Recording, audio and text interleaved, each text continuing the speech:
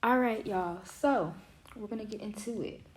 So I noticed because wonderful client hit me up and asked me a question, and it sparked some thoughts that I had. And my thing is, divination is a method.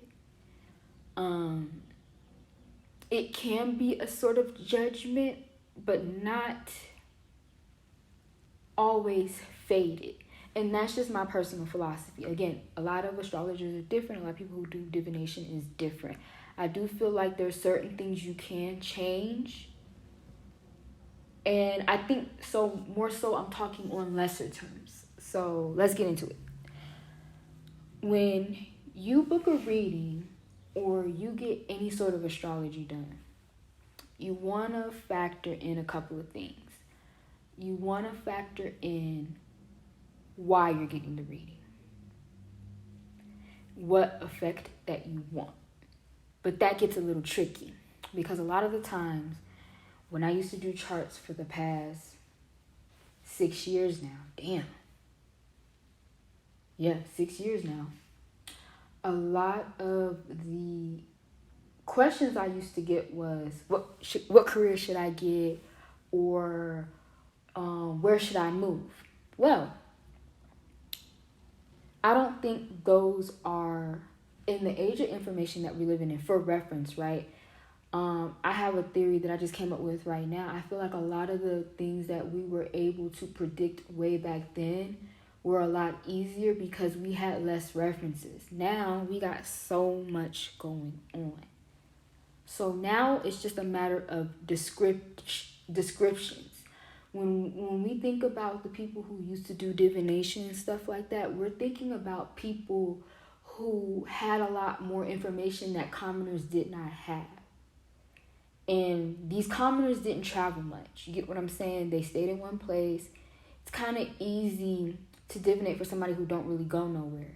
Feel me? Now we live in this age where people have been places. You're no longer reading for people that just live in your city. You're reading for people who live everywhere you've never even been. And it's not to say that you are not more knowledgeable than that person in the divination. However, your reference point is completely different. And that's why it's best to find a reader that is compatible, that you feel is compatible with your needs. Not always just knowledgeable, just compatible. And that's going to help you. There has to be some relativity. So I say that to say this. We're getting into a lot more descriptive forms of divination with tarot, with astrology, etc.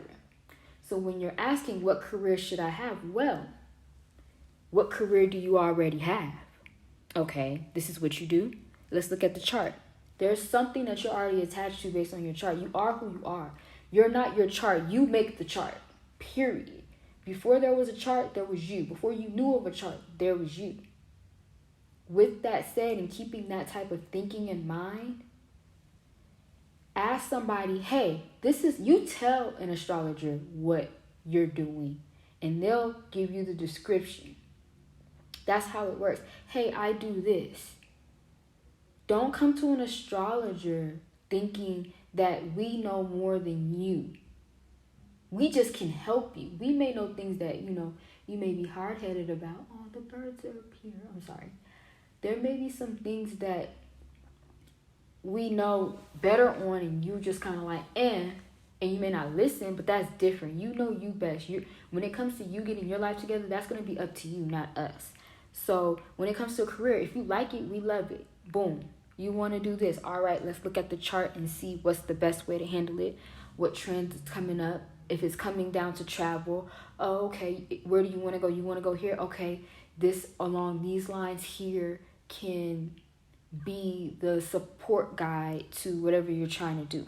That's how that works. Now, tarot and love readings, they become a bit, I wouldn't say different. I would say that these readings become more about the themes, like I said in the thread that I made. So the themes may be, oh, well, I'm looking, or I'm trying to figure out my relationship, and then you're going to tell me about the relationship, and now we're talking about a specific person. But if I'm if you want to know about your love life, the last thing I'm going to do is tell you what the person looks like. Again, now we're getting into taste, and me trying to tell you what you, it's kind of like asking me, right? Like, I don't know, like, let's just say something like just different, like, oh, what food should I eat? And then I tell you some food that you don't like. You're going to be like, huh? But if I describe the type of food, you're kind of like, oh, I could kind of reference it down to whatever your tastes are. So same with the men or the women or the person that you're talking about. I'm going to tell you the theme of the relationship. What you like, you can't help who you like. Period. I'm not going to tell you what they look like, because if you don't like them, you don't like them. The card shouldn't make you like somebody or make you look out for somebody that you're not going to be interested in. And I think in the pick a card that y'all commonly see, it's always about what they look like, the type of personality. And it's kind of like, I feel like they do that to offer clues into who, but I feel like that should go without saying. Like, if you like them, you like them. Cards should make you kind of realize things that you already know. Get what I'm saying? That's like me telling you you have blonde hair in your reading. Like, you already know that. That should, again, just certain things go without saying. Cards aren't here to train you on who to love. Cards are here to help you understand how to improve love for yourself, if that's what you want. And I'm going to point out the themes. So it's just little stuff like that that really make a difference. So if you ever wanted to ask a love question, you would ask, hey, if I like this person, or hey, I like this person, how do I go about it? Boom, love reading. And again, even love readings in that nature get a little finicky, just for the mere fact that I personally don't do readings for people. If you haven't been in a relationship for a year, I'm not doing that type of reading. However, if you want to learn about or know about love in general, I will tell you. But that would be a basis of asking a question. Any astrology questions? Hey, I'm into this.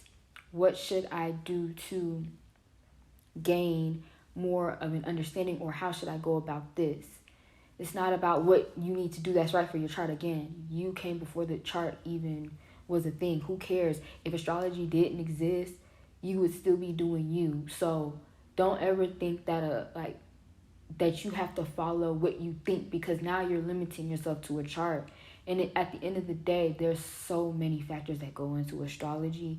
More than likely, you're going to find something. Just how you could be born the same day as somebody else and probably same time and still be different, because that's just the variety that just comes with astrology. And I feel like astrology gives people markers into how things can work and how things translate in your life. It's not always going to be about what you need to be. This is who you are, and this is how you kind of relate to these qualities. And honestly, that's why astrology and tarot becomes a pseudo, because now we're no longer getting into a formula. And that's why a lot of people disagree with astrology. And it's like, okay, that's fine. There is no formula that just works for everybody. It's more of a interpretation that has math to it, but now it's an interpretation, and it's just up to that person to be able to help you see things and put things together.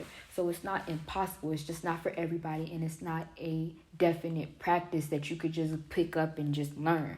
It comes with experience. It comes with time. It comes with a second sense. Now, that does not mean the local intuitive astrologer that don't know shit about astrology is comparable to an astrologer that actually knows these planetary conditions, modalities, and how things work, and etc. Those are two different types of people. The intuitive astrologer more than likely is just making shit up when they really just need to be picking up tarot cards, versus the person that's actually well-versed and practiced. Or not even just tarot cards, just any form of divination that may work more on a intuitive base. But astrology has too much math to be bullshitting like that. You need to know your math and have some sort of intuition, because both can work that way. I've been able to see things in a chart based on intuition, but again, I knew the math, and I became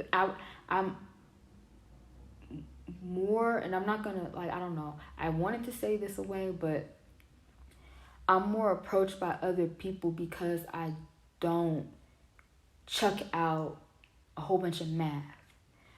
I know the math, I do the math, but I make it easier for the person to understand. And it's maybe just some, like, teach your life path 7 energy that I got.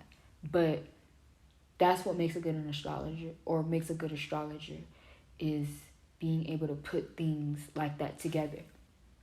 And again, there's sometimes people come to me with questions and I'm kind of like, I know I should be asking, like, is this what you mean? But most times, like, I remember people used to give me, like, a whole bunch of, like, these words, and I've been like, okay, I kind of can read in between the lines. So I know, future reference, I'm going to just start asking to confirm, but I know a lot of the time people really don't know how to ask these questions, and I kind of, like, go from there. But that's really it. I hope that helps some people. Again, I usually don't run into this, but I know that's probably a thing that a lot of people always wanted to know and couldn't voice it, or just never asked. For me, that's not something that I ever really got asked, but it opened and sparked some things up in my mind. But I thought this was gonna be longer, and it's not, so that's cool. Give y'all, like, a nice overview. If I have anything to add on to it, I'll make a part 2, but I don't see myself doing so right now. But bye, y'all.